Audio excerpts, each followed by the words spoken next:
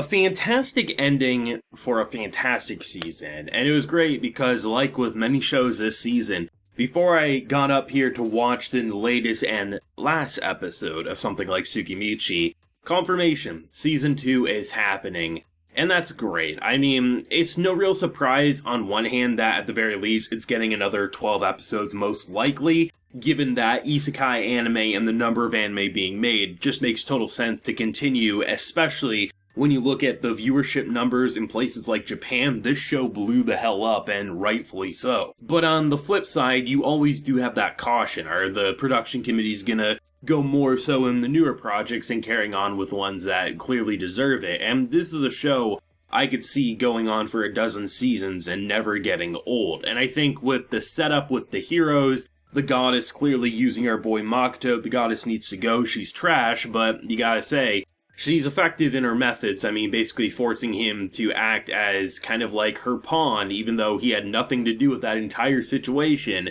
But, you know, his luck just continues to get worse. I think this was an action-packed episode to give you that excitement, but it also is Tsukimichi in the fact of, like, the cuteness, the hilariousness, the sexual tension, and the idea of the adventure is just getting started. It basically is the best of all of Tsukimichi in one packed episode. And I have to say, I'm glad that we saw our boy go out as much as he did. I mean, he essentially was a volcanic eruption that destroyed a very large amount of area by the time he was finished. And, like, at first, it was not looking good for him. He was wounded, and these two heroes who, you know, we got a brief glimpse of in terms of, like, foreshadowing and setup back when they were applying to be a part of the guild. But still, like, nothing official, and to see them and what they're capable of, you can definitely understand where they got their status.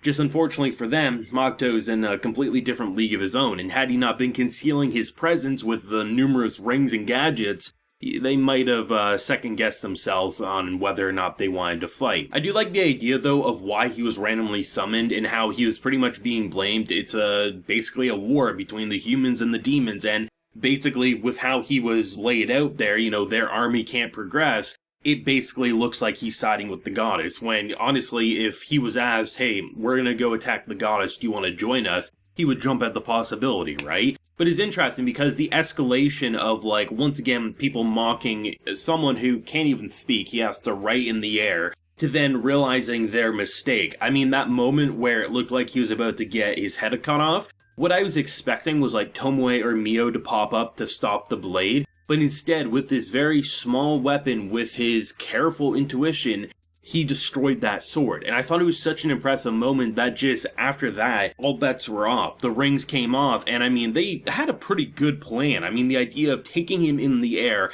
having all these blades that essentially, even if you're able to dodge all of them, you're gonna fall to your death in normal circumstances.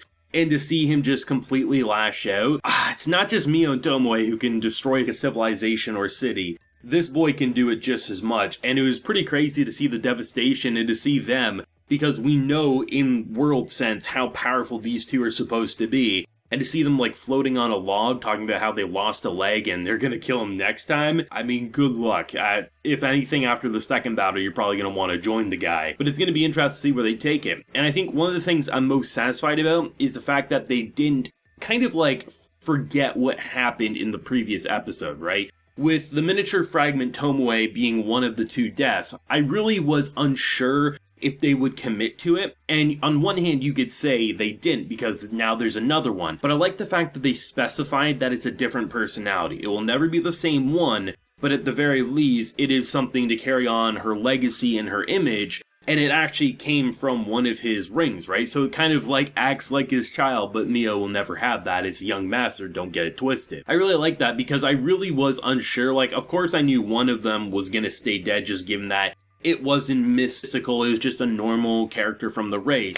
But the fragment was up in the air for me, so I'm glad to see what they did, and it's interesting too, because it's not like they can just non-stop do it. It does take a bit of, like, careful planning and powerful things to do it, but at the very least, it does, you know, fill the void that I think Miniature Tomoe left, because that was such an adorable addition to the show. But it'll be interesting to see the difference in persona, especially in that second season, because one of my favorite aspects about the show was when they were in the realm, right? You know, that was a very wholesome part of it. And the shop I thought was excellently done. I mean, usually, like the businessmen were saying, like this is something that people with a lot of money would be able to accomplish. But the idea of like a man who has a blade that is so rare that most people won't even touch it to try to repair because they would probably break it. Your worker just repairs it without much struggle, carefully cuts you without even hardly touching you. You brag about your medicine to then basically just propelling your business forward. People naturally want to push back and be hostile against the people working there because of their race and where they come from.